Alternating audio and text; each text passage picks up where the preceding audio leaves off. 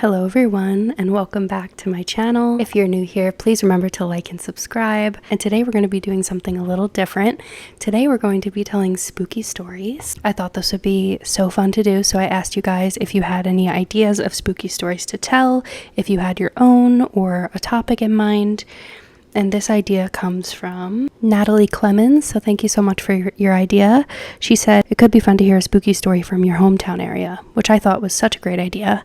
So I looked up ghost stories on Long Island, New York. If you don't know, I'm from Long Island, and Long Island is a very haunted place. There's a lot of haunted happenings, if you will, around that area. It's very old, and I've heard lots of stories over the years, but I found this cool website where people submit their ghost stories about Long Island. I'll leave the link in the description. None of these stories are mine. I'm not trying to take credit for them. I will link them all down below. They're just people's experiences written in a bunch of short little stories, so I thought we could read them together, get some spooky vibes going. It's about halfway to Halloween. That's the perfect time to start celebrating. I've been in such a spooky mood lately, so I thought this would be the perfect video. I've been loving watching these kinds of videos, so we'll see how this goes. Also, the lighting is not the greatest. I wanted to do like a spookier, low light kind of vibe, and I feel like it's making me look really bad, so just ignore me. Let's just get started. The first one I'm going to read is titled Little Ghost Girl on Old Montauk Highway by Anthony Zumo from West Babylon, Long Island. If you don't know, Montauk Highway is a very popular road, I guess, if you live on Long Island, especially out in Suffolk County. And going further out east, it leads you to Montauk. And when you get to Montauk, like near the Montauk area, when you go further out in like the Hamptons or whatever, it splits between Old Montauk Highway, which is kind of a more scenic route, and regular Montauk Highway. So just a little backstory. Back in 1996, I was driving two of my friends back from a club on Long Island's South Fork. The club was near the end of Old Montauk Highway around the Hamptons area. For anyone who doesn't know the area, it consists of long strips of woods lining both sides of the highway between patches of towns. This area is part of Long Island's Pine Barrens, which, as the name suggests, is desolate. It was around 3 a.m. when we were heading back home, and I admit I was doing around 50 miles per hour in a 35 miles per hour zone, but figured no one would really be out at that time of night except police catching speeders as they came into small towns. I was the designated driver and hadn't had anything to drink all night. 20 minutes into our trip, the road slightly curved to the left as a town came into sight. I leaned over to fast forward my tape deck, and when I looked up, I noticed a little girl skipping across the street. I can remember what she was wearing as clear as day. She was in a dark red dress with white trim and a white bib style front to the dress. Her hair was brown and was up in a ponytail. She turned to look at me, but before our eyes could lock, I slammed both feet on my brakes. My car slid at least 15 feet until I heard and felt two distinct bumps in my steering wheel.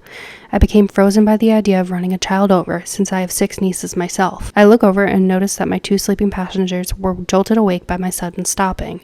They both looked at me as if my appearance scared them. I was sheet white and my hands were still clutched to the steering wheel.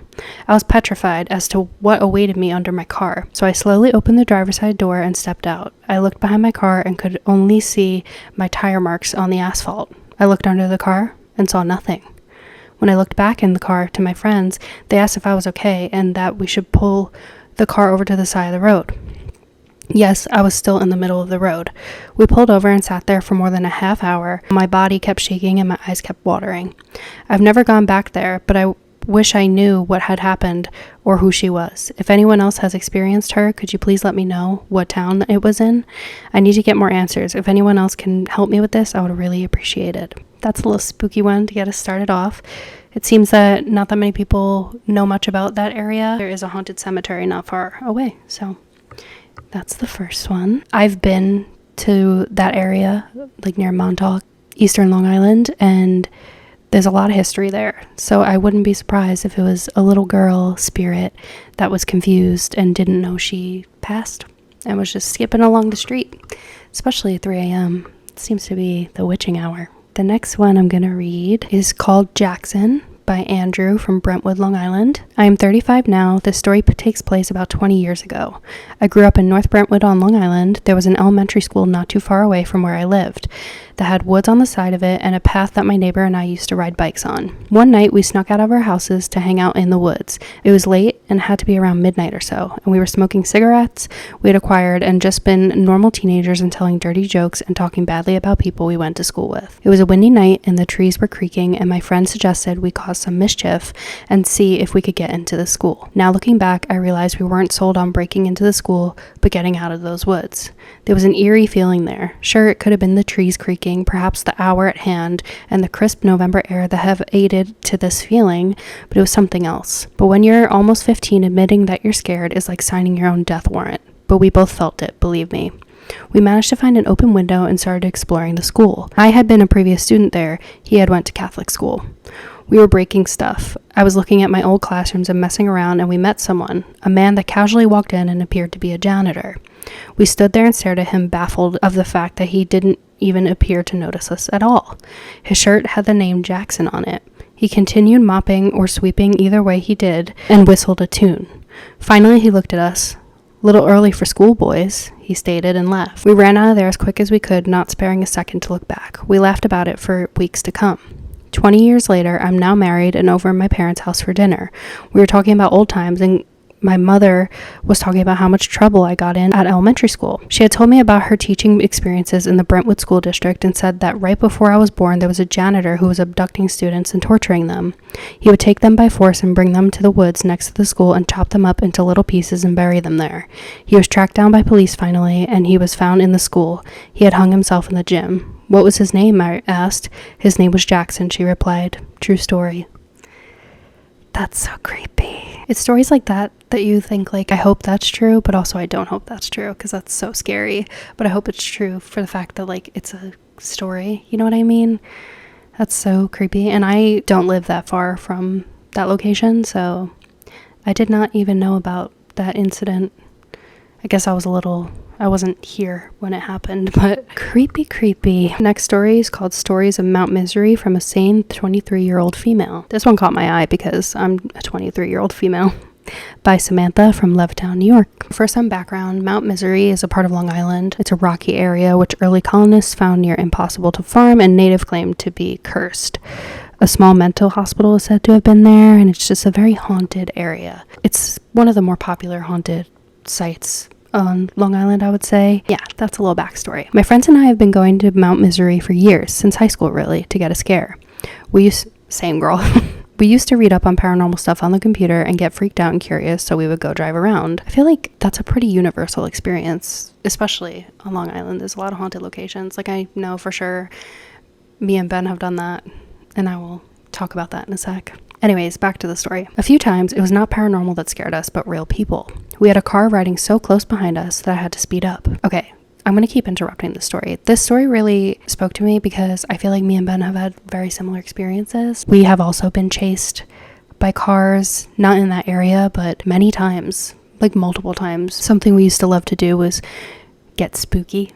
That's what we would say.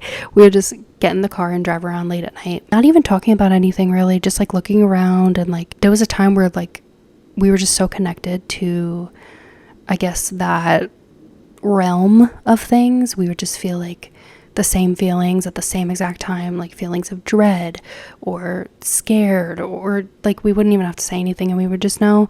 And we've had a lot of experiences like this where it's like it wasn't necessarily paranormal, but it was weird. Like it was like the vibe was off. It was like another dimension almost, which sounds silly, but maybe I'll do an episode with Ben and we could talk about some of those things. But I'm done cutting off the story. A few times it was not paranormal that scared us, but real people. We had a car riding so close behind us that I had to speed up, and they followed us a long way at too high a speed for the winding roads.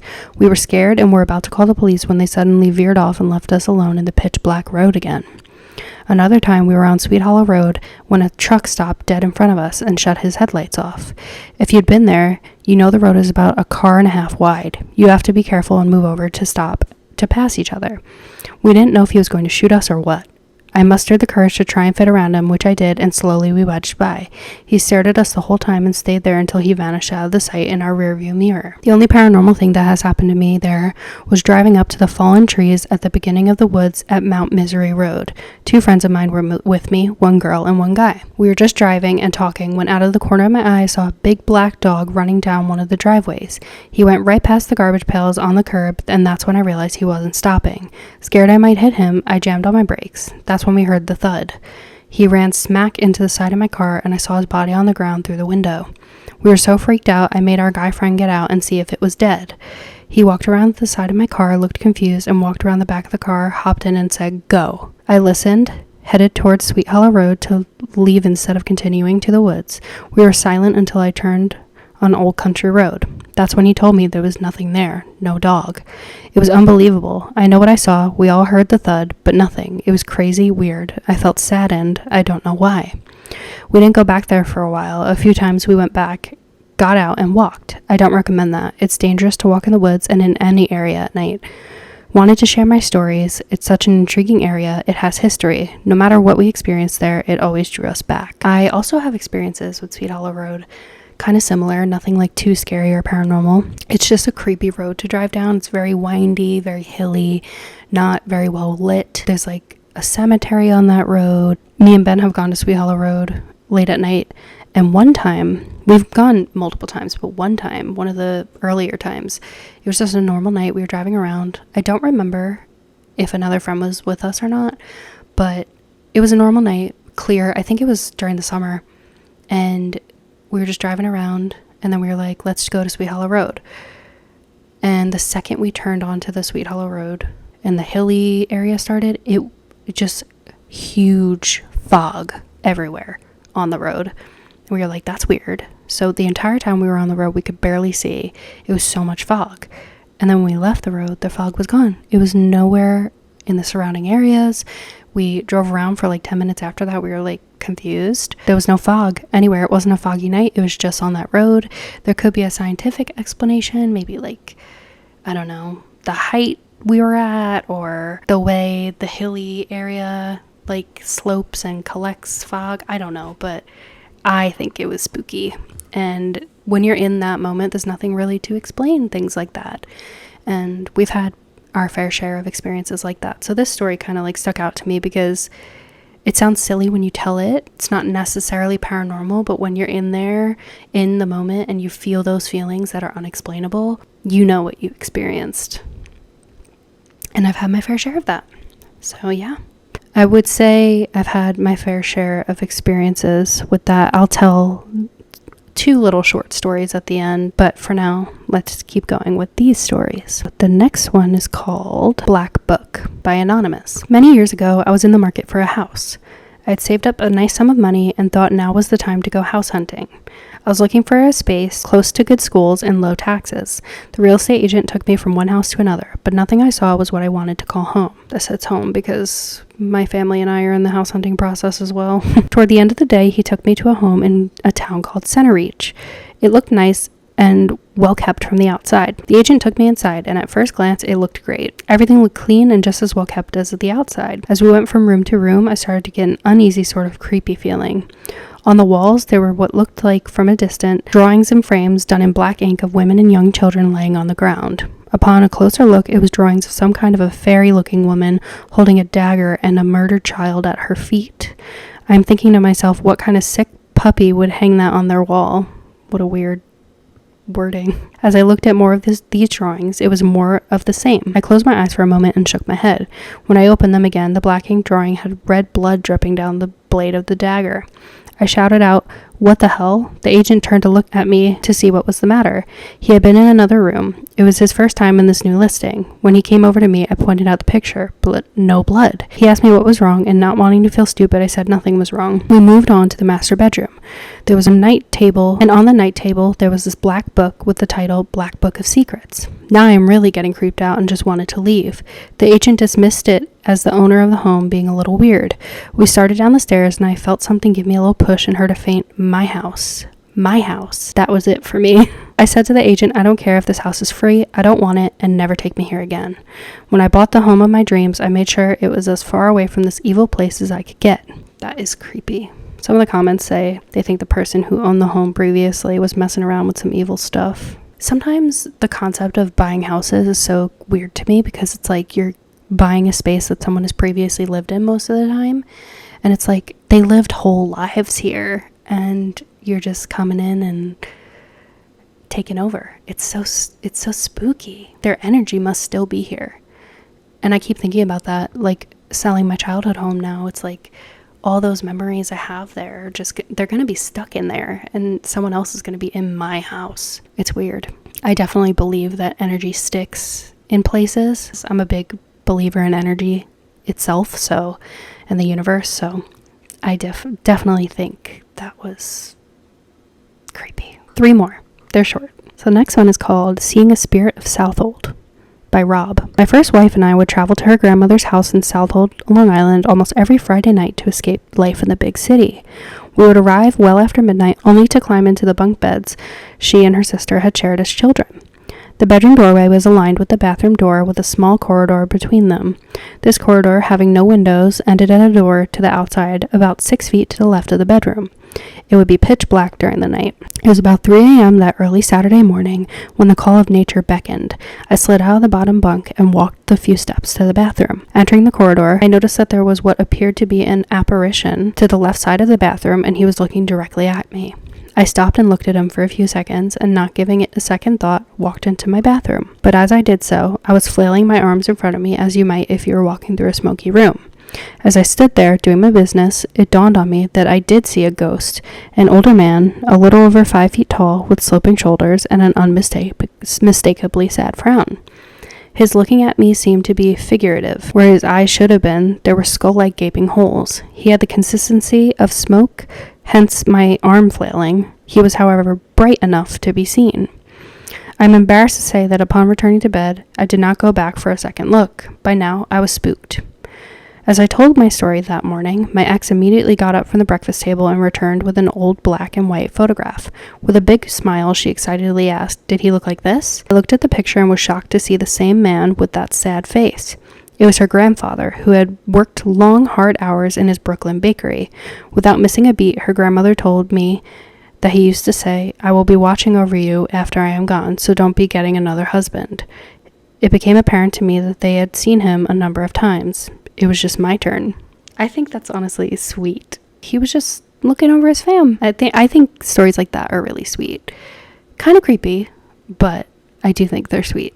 To know that there's something possibly waiting on the other side, and it's not just darkness for all of eternity. It's nice to think about for sure. I feel like we have become so desensitized as a society to like paranormal things that like people just shrug it off and pessimists by nature. It's easy to be skeptical because, you know, we're taught that these things are fake, but I don't see why not. If so many people experience things like this, and like if that's your truth, why wouldn't I believe you? You know, like I definitely believe that we're stupid to think we know everything about this earth and beyond, you know. So yeah. 2 more stories. This one is called Dancing with the Dead by Joe Randazzo. This is going back in the 60s. I was with some friends in the Outrigger bar on the Nautical Mile in Freeport. I've been there. Not that bar, but the Nautical Mile in Freeport. I actually went there the day of my graduation to get dinner. Okay, anyways. I met a beautiful girl that wanted to dance to the band.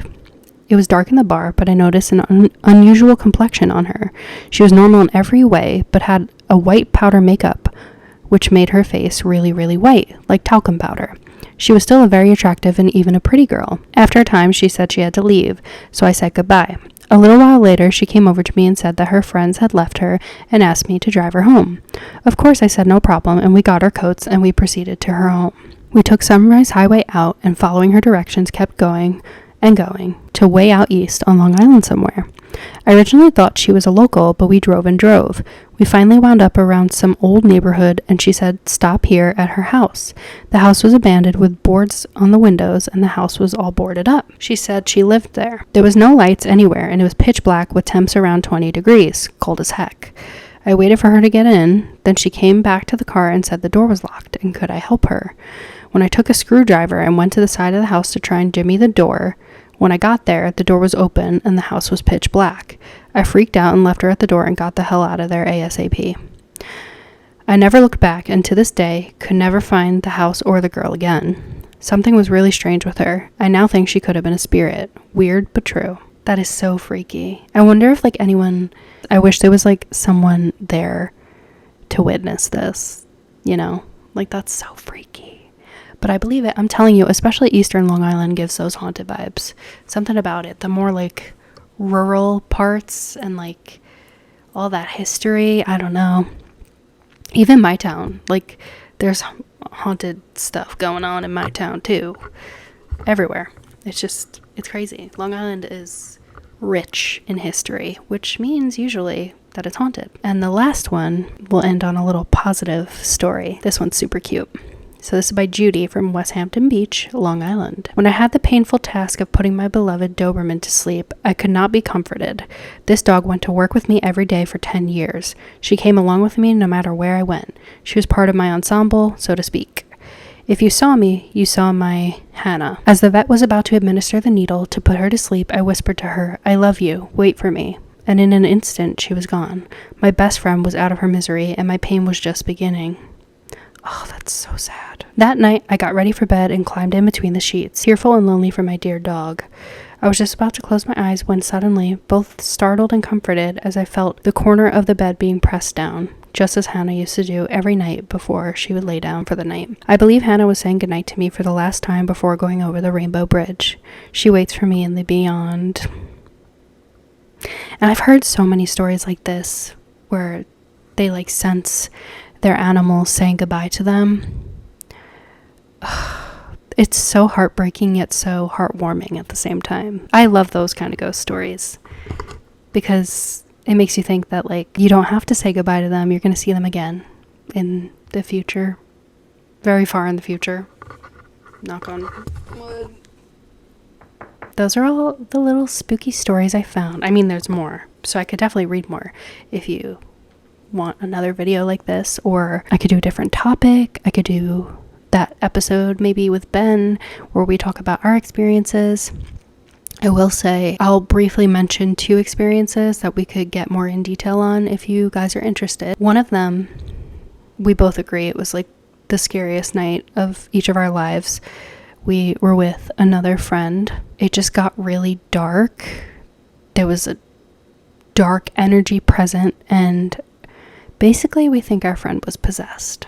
And we don't really talk about it much anymore because it was so long ago, but we were scarred from it for a long time. There's just a lot of creepy things that happened that night. It was the longest night ever. That was the first night we realized that we were very, like, connected because we were feeling the same exact emotions at the same exact time.